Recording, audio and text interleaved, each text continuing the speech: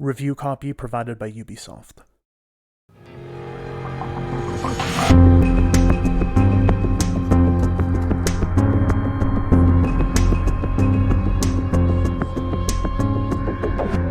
Watch Dogs Legion might fall victim to some unfortunate timing. In the midst of a prolonged global pandemic, not to mention cascading economic and political crises, developer Ubisoft Toronto's vision of a dystopian techno-serfdom and widespread government repression might hit a bit too close to home for audiences seeking escapism.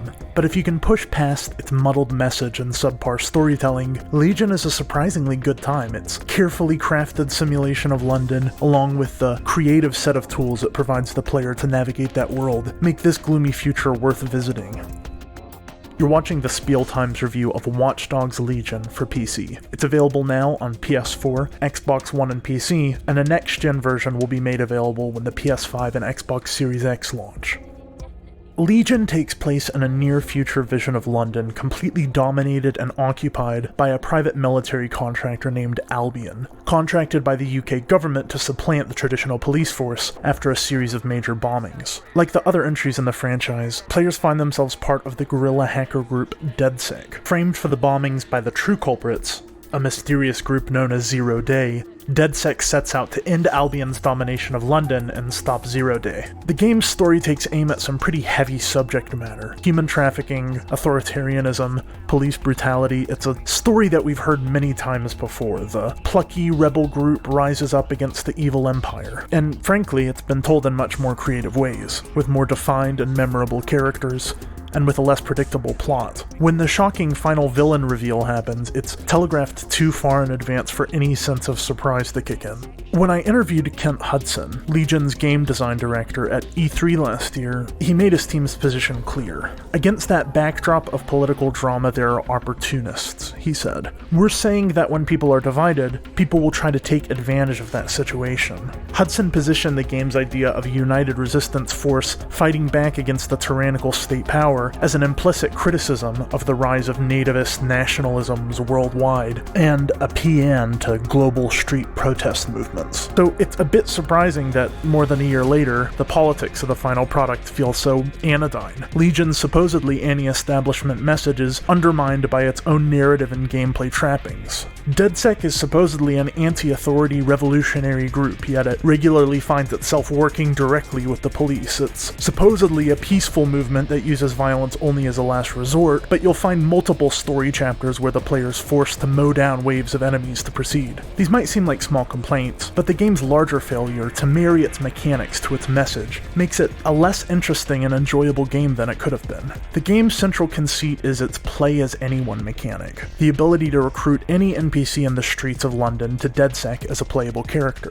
But that squad of DedSec operatives never really feels like a properly networked team of agents, let alone a part of a broader political movement. There's not really any evidence of other DedSec members doing anything out in the open world, and could only find one mission that required multiple operatives to actually cooperate, and most of the time the active member of the team feels like a lone wolf, and every inactive member feels invisible until you pass control off to them. There's a world of possibility hidden inside this character switching mechanic, but Ubisoft haven't quite nailed it. The need to make every single NPC in London into a potential lead character with full voice acting has some strange repercussions. It means that despite the seemingly diverse set of character backgrounds on offer in any given team, the agents themselves feel a bit lifeless and identikit. These characters look and sound like what happens when you press the randomize button on a character generator. The city needs a resistance. And it starts with you. What do you say? I say, let's resist.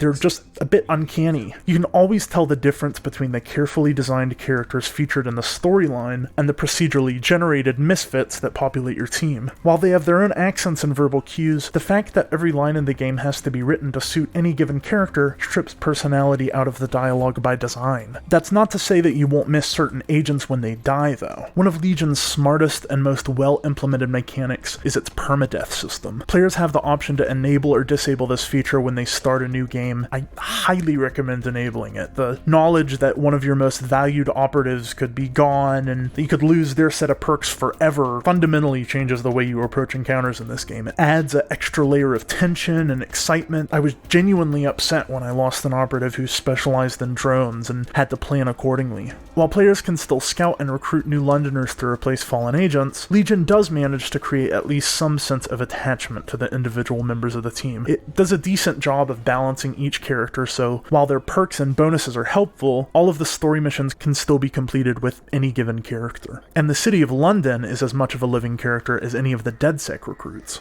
It feels great to pilot a motorboat down the Thames or fly over Buckingham Palace on a cargo drone. Ubisoft Toronto have very effectively compressed London's landmarks down into a map that feels real. They've nailed the sense of scale here. It feels good to shoot things in Watch Dogs Legion. There's not a huge variety of guns, but you'll still find agents with AK-47s and Uzis crammed somehow into their tight jeans. By default, Legion uses a lock-on aiming system reminiscent of Red Dead Redemption 2, but it feels snappier and more responsive than that game. Ubisoft have made the wise decision to avoid shoehorning in a bunch of pointless RPG elements, a tendency that their other open-world games have too often indulged in recent years.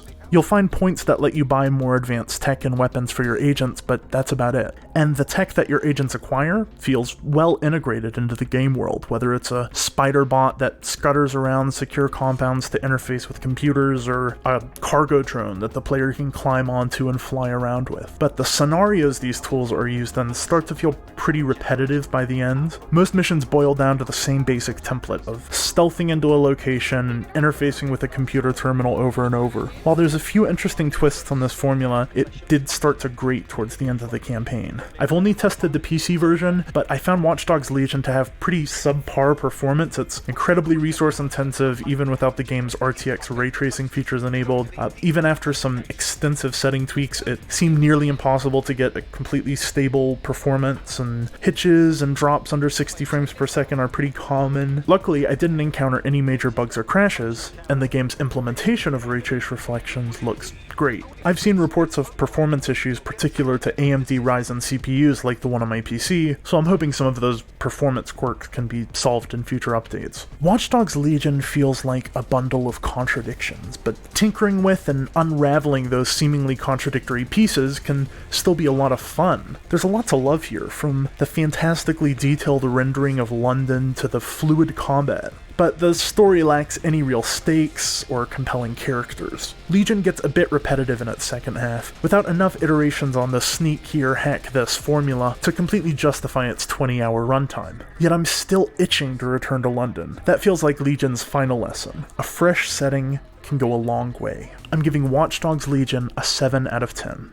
Thanks for watching the Spiel Times review of Watch Dogs Legion. You can find the links to our social media pages down in the description. If you enjoyed this video, please give it a like, consider subscribing to the channel, and ring the notification bell to get notified every time we make a new video like this one. Thanks for watching.